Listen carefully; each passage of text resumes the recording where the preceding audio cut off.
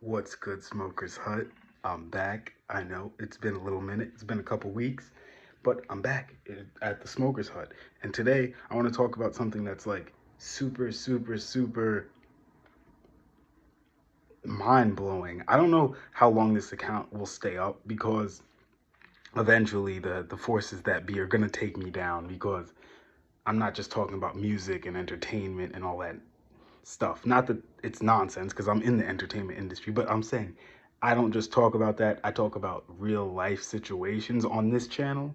My other channels for entertainment, for fun. But here, Arrow, I talk to you one on one. You know what I'm saying? It's just the real Arrow, how I feel about social topics, the world, everything, right?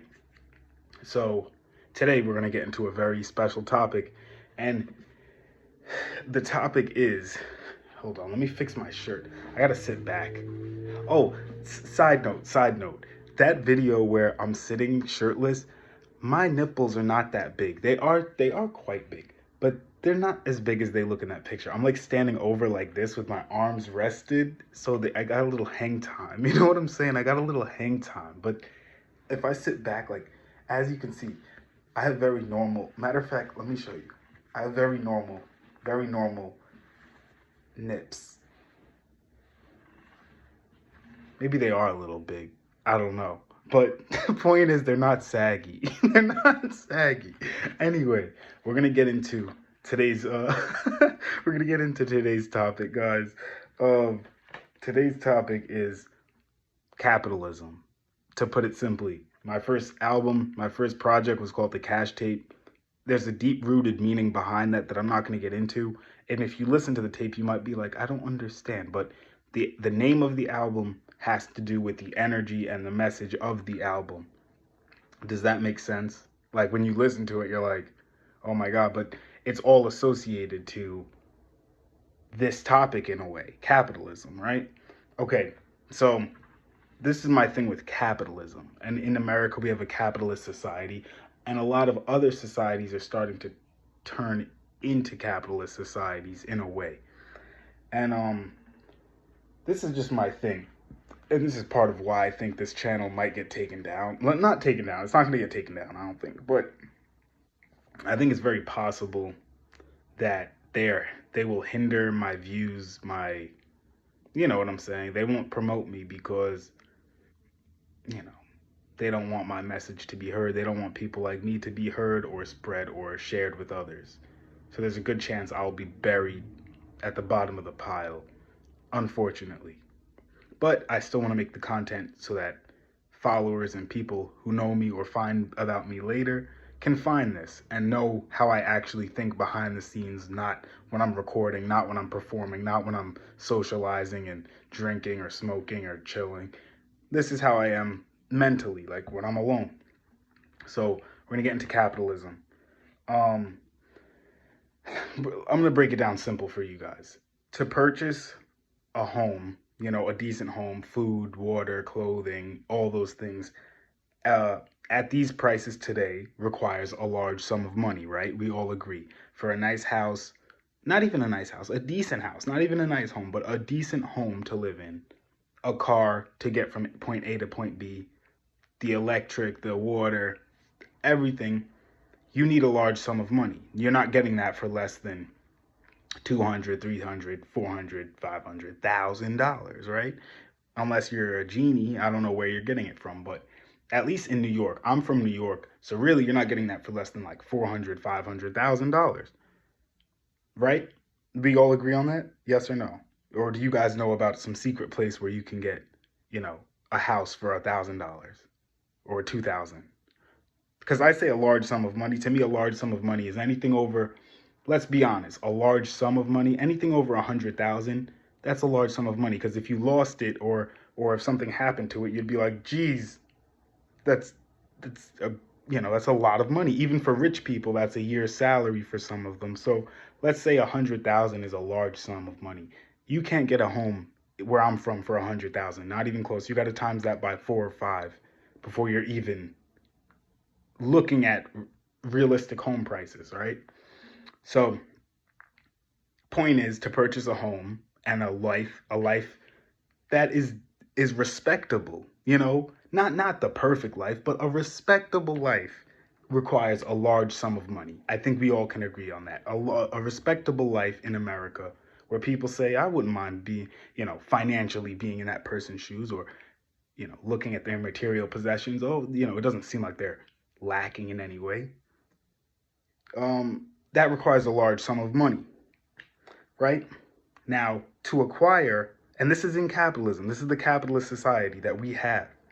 To acquire a large sum of money legally, to acquire a large sum of money legally, a person must work a job.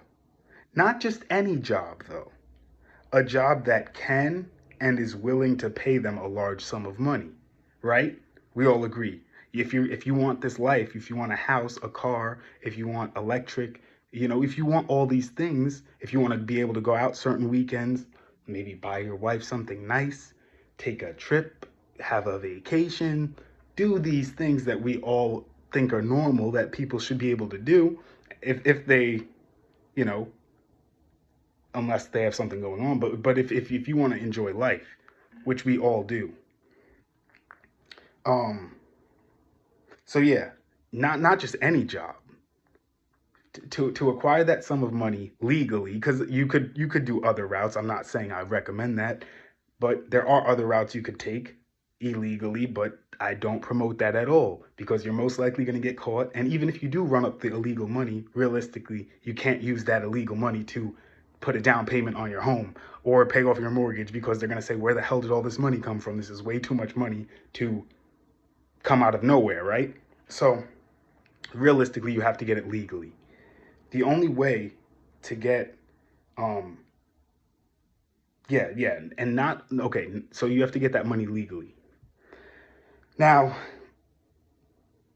to legally obtain, let's say, 500,000 to $600,000, you're going to be working a medial job. You can get that amount of money by working a very terrible job for 30 years, right? For 30 or 40 years of your life. And then when you're 70, yeah, your house will be paid off. You know what I'm saying?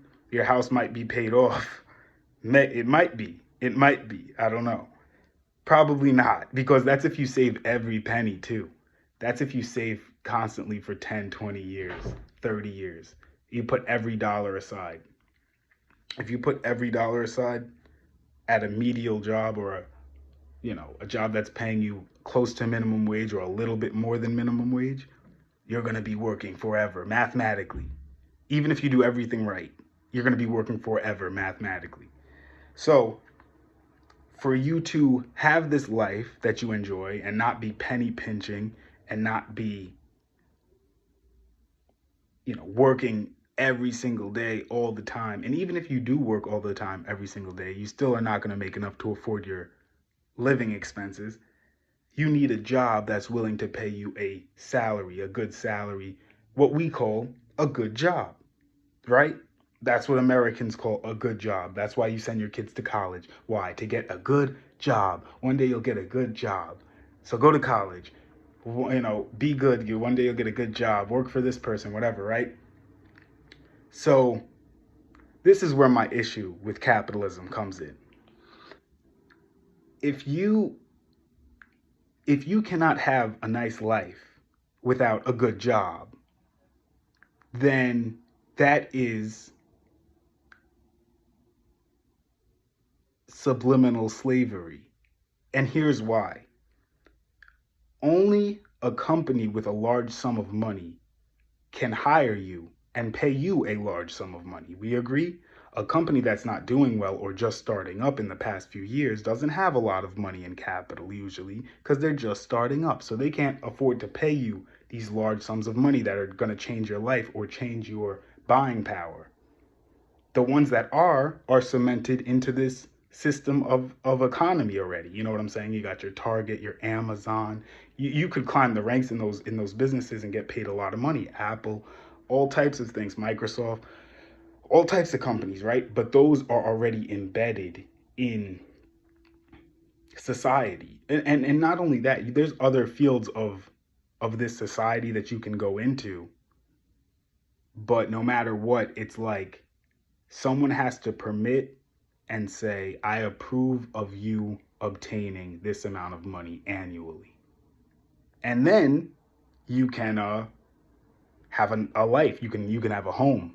You know what I'm saying? But that's slavery, because it's like, if you don't work for one of the big wigs, if you don't work for the higher ups, if you don't work for some of the big money, then you won't have a nice life. That's slavery. That's my problem with capitalism. We're gonna go a little deeper, but you see where I'm getting at with this, kind of, because the problem is, if homes and a nice life is this expensive, then how do you, because even if, let's say, you might be looking at this saying, well, yeah, just get skills. You get skills, it's not that hard. Get some skills and then people will hire you. But it's not about the skills, it's about my time and my life. Let's say I even go to school. Let's say I drop everything, music, YouTube, everything. I drop it all and I go back to school and learn a skill that I find valuable for my own life. If someone says, that's good that you have that skill. Now, all you got to do is work for someone, like ask someone who has the clientele, because that's really what it is. That's what the job is. Ask someone who has the clientele if you can work for them and empower their company, because once you empower their company, they will pay you a portion of the value that you bring. And then with that portion, you can have a livable life. That's not right, because it's like, no matter what, I have to help the old money. I have to help the person who was before me. I have to help the companies in place. It's hard to replace the companies in place when you're being taught how to be a worker. Do you see what I'm saying? It's like, yeah, if you want a good life, you have to go obtain a good job. And how do you obtain a good job? By being permitted to work by someone with money. So it's kind of like, you know what I'm saying? It's not really like you have a choice. It's up to someone to allow you to get a salary that is livable. So by working for this large sum of money, you are empowering the company. His, her, whoever's company that is, they had a dream one day to start a company, right? You just became a part of their dream. Just like that. Just by you wanting to live, you became a part of fulfilling their dream. Now, I don't mind that with freelance works, because like certain things I'll pay people for. Like they already, let's say a graphic designer. They're a graphic designer, right? I reach out to them. Hey, can you do this? I'll pay you or whatever. Yeah, sure. Boom, it gets done. But the difference is, the graphic designer, they might be doing it as a side gig or something, but I am not one of the people in control of changing their life or not. I can never pay a graphic designer. Well, maybe in the future, but right now I can't pay a graphic designer $100,000 a year. So I don't have that power. But if I was Microsoft or Apple or something, I have the literal power to change people's lives or not. Or not. Like if someone applies to a job and they're a tech person or whatever, and I say, nah, they're not gonna work for this company.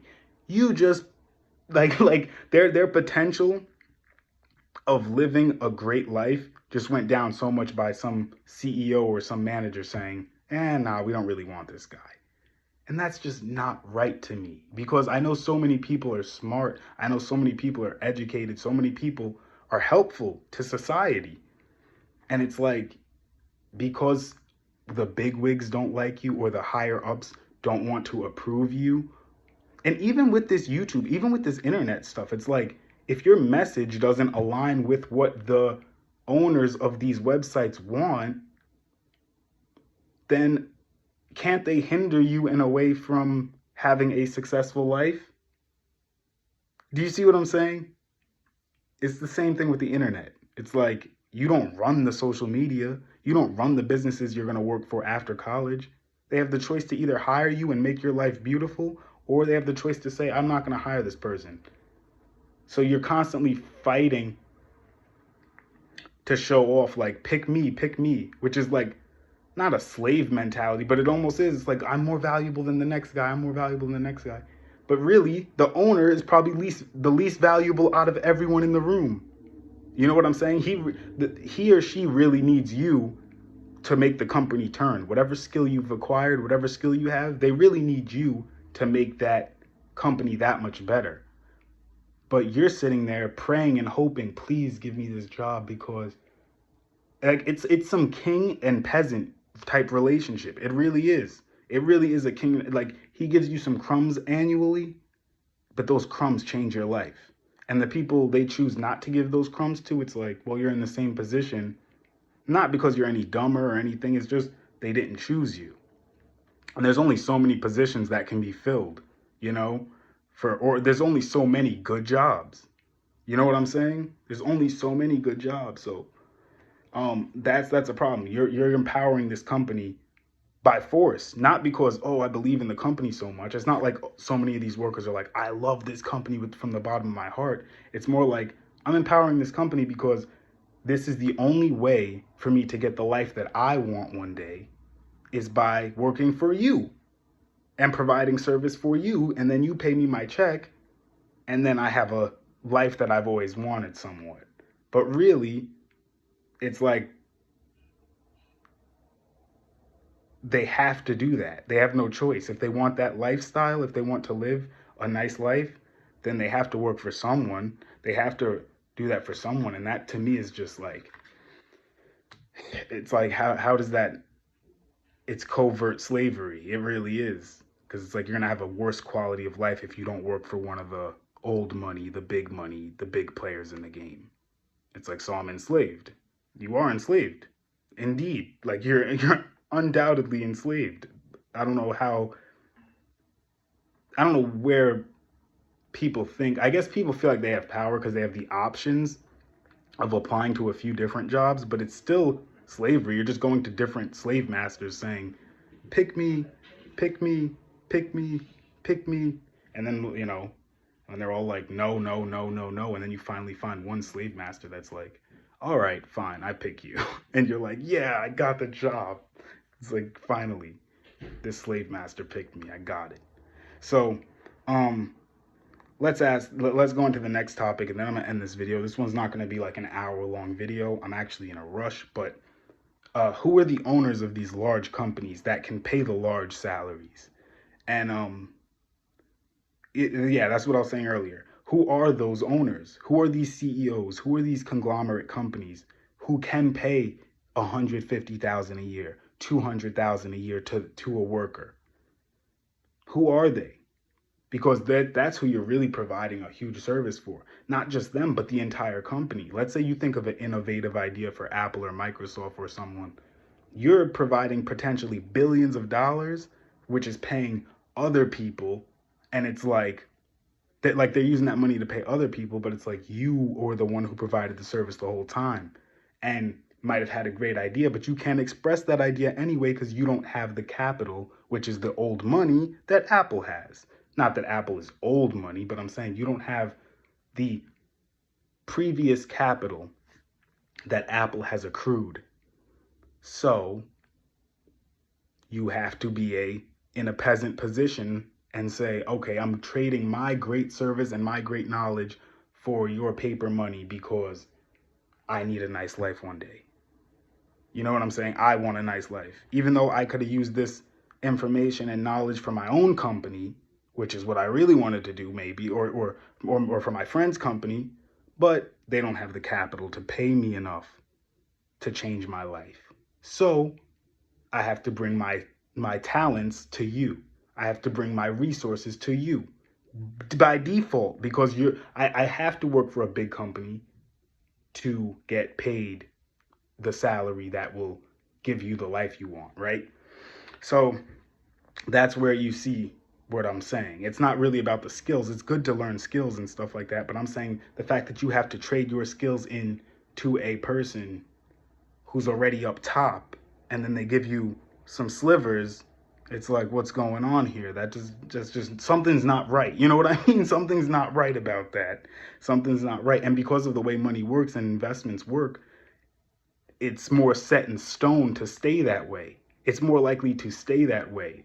The old companies are not losing money as time goes on. They're making more money. They're thinking of new ideas. They're making more click funnels and internet funnels and more advertisements. They're not thinking less. They're growing. You know, So it's not like, oh, well, the big companies are slowing down. No, they're not slowing down at all. And the future of it is really even more of what we're seeing, where people are just like, oh, please, I hope this company gives me a chance. Because if they give me a chance, I can have a nice life. And it's like, I don't think the two should be related. I think you should be able to have a nice life without necessarily getting large supplemental income from a big higher up person. You know what I'm saying? But it's tough because everything's owned. The banks own all the houses and they put a price tag on that. So once you put a price tag on everything, you have no choice but to go out and make money. And the only way to make money for the most part is working for someone with more money than you. You see what I'm saying? You see what I'm saying? So, okay, anyway. Um yeah, and without one of their approval slash hiring, can an American ever own a home? That's what I'm saying. Without a large annual income and someone saying, okay, I hire you, I approve you to do this job, I'm going to pay you this much, can you ever own a home in America? Because if not, then you need to understand how enslaved you are. You need to understand you will not even own a home without the higher ups approval, the people higher than us approval, the big money's approval. When they approve you, you can own a home. When they approve you, when they approve you to make a certain salary, now you can own a home. And if they give you a raise, now you can go out. Or maybe you can get that car you always wanted. They give you a little treat. You know what I'm saying? It's just like unfair to me because it's like, why is your life on a what's it called? It's like a conveyor belt. Like not a conveyor belt, but it's like, why are you a pet and they're just giving you treats every now and again? Like, oh, here, take a treat. Here, take a treat. Take a treat. It's like, all right. But the treat to you, because you're like, oh, I'm a good boss, I gave him a raise. But from the worker's perspective, it's like, I'm finally getting the car I wanted for 20 years because you decided to give me 0.1% of the company's annual income. Thank you so much. You know what I'm saying? It's just like to the owners and stuff, that's slivers. But to you, it's like, oh, please, like, thank you so much. It's ridiculous. So I feel like it's modern day slavery, to be honest. It is, in a sense. Capitalism is modern day slavery. The only way to accrue money. Yes, you have your couple of entrepreneurs. I know a lot of people are going to say that. Start your own business. And a lot of people are going to say, you got lottery winners and stuff. They don't have to work for anyone. That is such a minute percentage of America. Because not only do you have to start your business and make it the best you can, it has to be successful. It has to take off. And even if it does take off, is it going to take off enough to supplement your income? Is it going to take off enough for you to make six figures in a year? That's a small percentage of people who get that opportunity. But to sit there and say, oh, you got your lottery winners, that's an even smaller percentage. Your entrepreneurs, that's a very small percent. So like the way most people make money is by going out and getting a job, a job. And a job is working for someone's dreams, not your own. You're working for someone else's dream. Even if, let's say you're, okay, sometimes your dream can coincide with another person's dream. Do you get what I'm saying? So, like, take me for example. I want to make music. If I find a label where someone's like, well, my job is to share music with the world, I want to share great music with the world, then our dreams can coincide.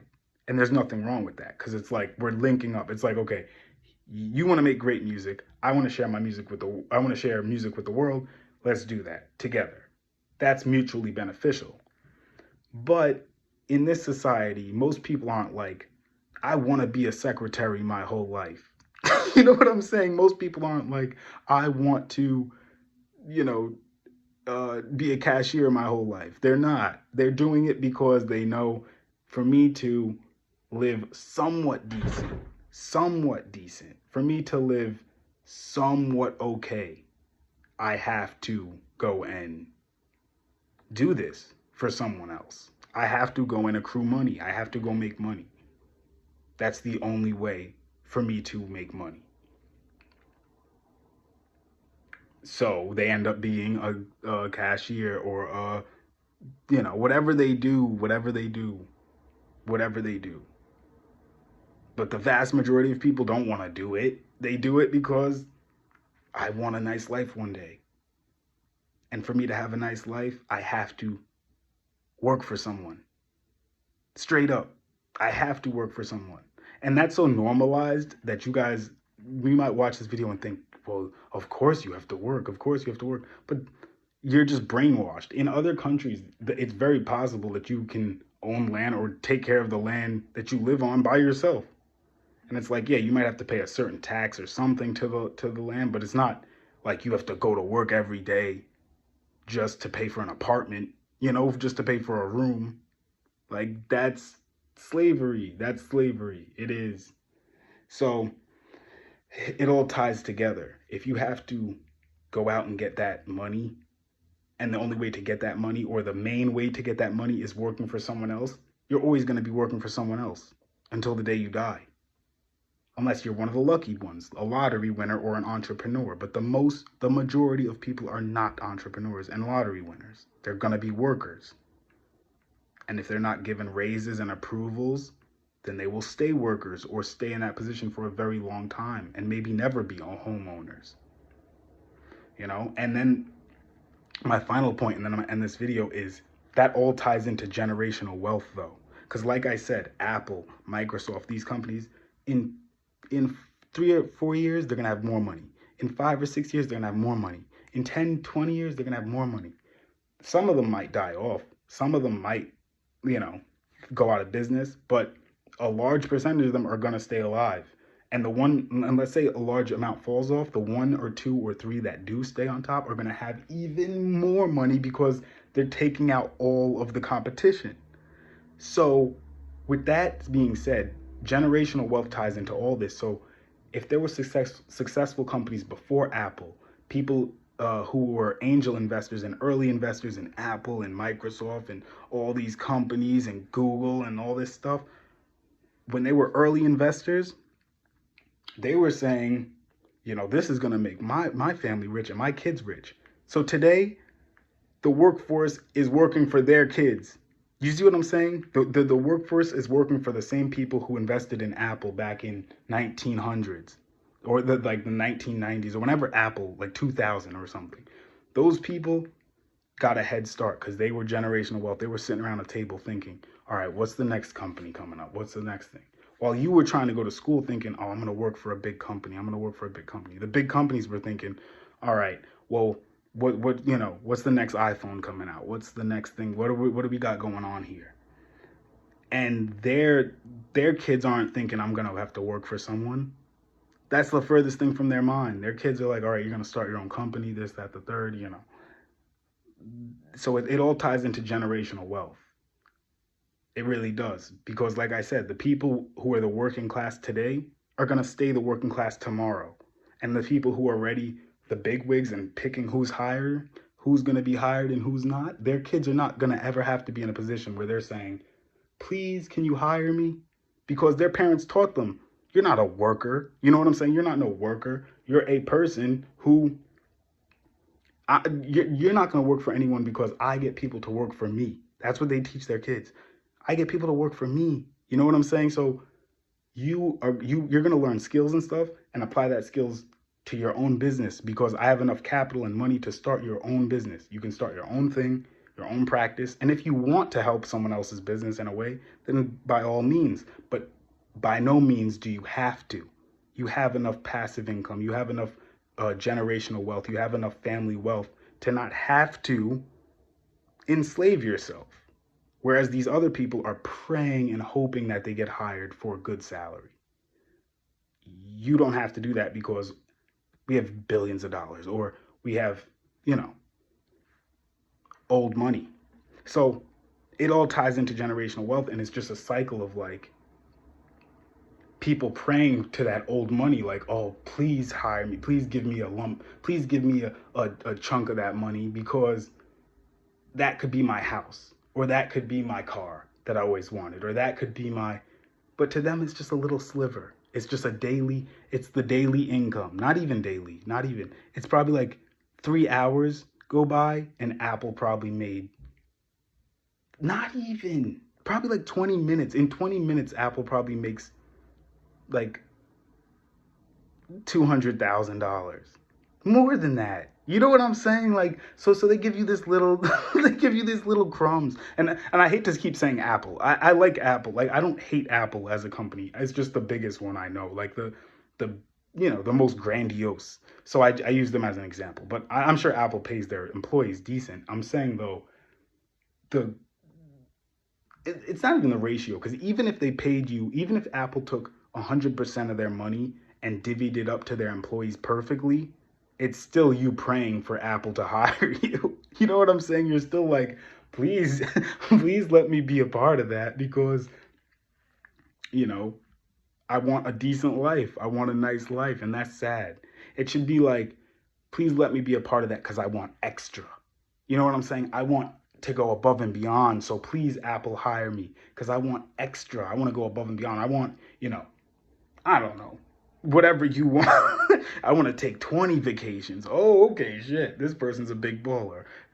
I want the best sports car. Okay, well, there's extra. But home, a nice home, and yes, a nice home, a decent car to get from point A to point B. You should not have to what's it called? You should not have to sacrifice for anyone. Like, you should not have to give up your work and time and life to lay your head down at night. That's ridiculous. That's ridiculous. I don't care how you slice it. That's not right. You should not have to provide for anyone's business for a nice life. For an extra life, sure. Because then you say, oh, well, how'd you get the car? How'd you get this? How'd you get that? Well, I did a little extra on the side. I went and did this for this company. I did that for that company. And now I get to do these extra things. But I think we're confusing what's extra and what's a necessity to life. Like shelter, nice clothes are a necessity. Not saying you need the best clothes, but you should have clothes that don't rip quickly. You should have housing that's warm, has electric flowing through it. It's 2023. Like, we don't have to treat people so cutthroat to the point where it's like, get a job or, you know, you're going to be out on the street. It's like, why really? No one should be out on the street.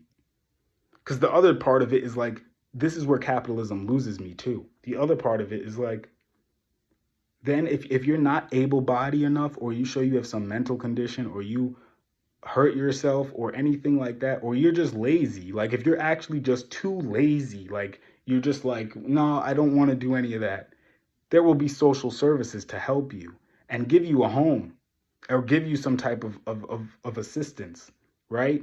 But it's like, where's the in between for the people who are intelligent enough to say, I am intelligent enough to help your company, but I don't want to help your company? Where's the in between for them? Because those people, they just end up in this medium slave area where it's like, no, you're smart enough, so you're gonna help someone.